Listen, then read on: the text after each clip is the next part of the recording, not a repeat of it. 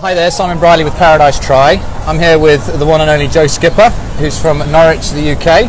A lot of you may have seen him racing out on the Ironman circuit. Joe, welcome to Kona. Cheers, Simon. Third time here.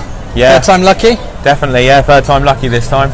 I feel really good. I went out to California for 10 days before I came to Kona, and then now I've been out here for 8 days already. So I feel like acclimated to the weather and really looking forward to cracking on Saturday. Certainly. You always look very happy before racing. Obviously, during racing, your emotions change; they go up and down. But as you get closer and closer to Saturday, which is race day, what prepares you best mentally and for kind of physically? Is there a routine that you go through? I just obviously taper the training down over the last 7 or 8 days before. So for me, I've tried quite a few things, different things from my taper, like doing a few short high intensity efforts to doing some race pace stuff. But what I found actually works best for me is to actually knock the intensity down, just keep it a steady pace and not actually do that much at race intensity or above, just keep it really easy. I'll play it a bit by ear in the lead up, and also not training related, but what I like to do is just chill out, just sit down, have the odd coffee at a cafe, try and stay off my feet as much as possible, and keep relaxed, not do too much, and that seems to work really well. As we say, you've been out, this is your third time you've been out to Kona. First time was 13th, was it? And 13th, yeah. And then the second time was a little bit. You'd have to look a long way down there. You'd have to go through a lot of pages. I wasn't on the front page. Clark round the run course, I think, was on that one. Yeah. So what is your different approach to this year in itself? So this year I've done something. I came out early from the UK, but not to Kona. So I went to California, which I found great because it was just one flight. So and obviously only 8 hours time difference rather than 11 hours to come straight to Hawaii, which helped. That helped you get over the jet lag a lot quicker. But also the travel was only a 11-hour flight rather than 2 flights, one of 11, and then obviously a layover in California somewhere, and then another 5.5-hour flight. So I found that helped me recover a lot better and kind of get into the time zone. And California, with it being hot, was kind of like a nice step up in temperature to Kona. So it wasn't like Kona conditions, but you could train in the heat.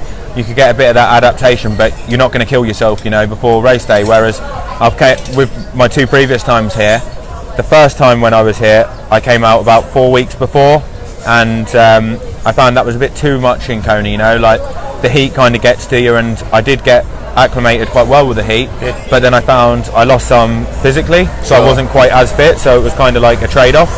Second time, I thought I'd come out a bit 2 weeks before, and I found I was cutting it a bit fine, with the getting over the jet lag, and then obviously with the adaptation from the heat, I found it wasn't quite enough. So I've kind of gone a bit in the middle this time, and that feels really good, Great. You've got your usual supporter crews here. You've got Dad, you got your partner Laura as well, and obviously friends and family are cheering you on online and watching you there. Do you think about anything? What motivates you? What's your mantra during the race to drive you to that finish line? Just want to get the best out of yourself, or is there something in particular that may drive you? Just want to get the best out of myself, really, and just see what I can do. I just want to go as fast as I can and mix it with some of the top guys in the world. But obviously when you've got a lot of people back home following you, and I know my family's going to be up there watching it, and with my dad and Laura out here, it does obviously push you on and give you a bit extra, because you feel like they've come out here to help you. You don't want to let anyone down. You want to do a really good race. Absolutely great. So not looking too far beyond after Kona, post Kona race, what do you like to do? How long do you give yourself a little bit of recovery until you're back into maybe winter training in particular? Well, after Kona, to be honest, if I feel good, I'll probably do Arizona. That I'll make a decision after the race, that if I do anything, it will be that. But if I don't do anything, then I'll probably just take a couple of weeks, a week or two, chilling out, and then I'll get back into training, and looking to go to Australia from December onwards for the winter with Laura. So I would probably start proper serious training in December. But I'll just play it by ear, really. If I feel good and motivated after Kona, then I'll do Arizona. I'd like to do it, but I'm not going to commit to it until see how I feel after this one. Well, you're in good shape. You've had some fantastic results this year, and certainly fired up, and you're ready to meet that hurt locker again, I think is the phrase, which you are pretty good at putting yourself in that position. So all the best for Saturday.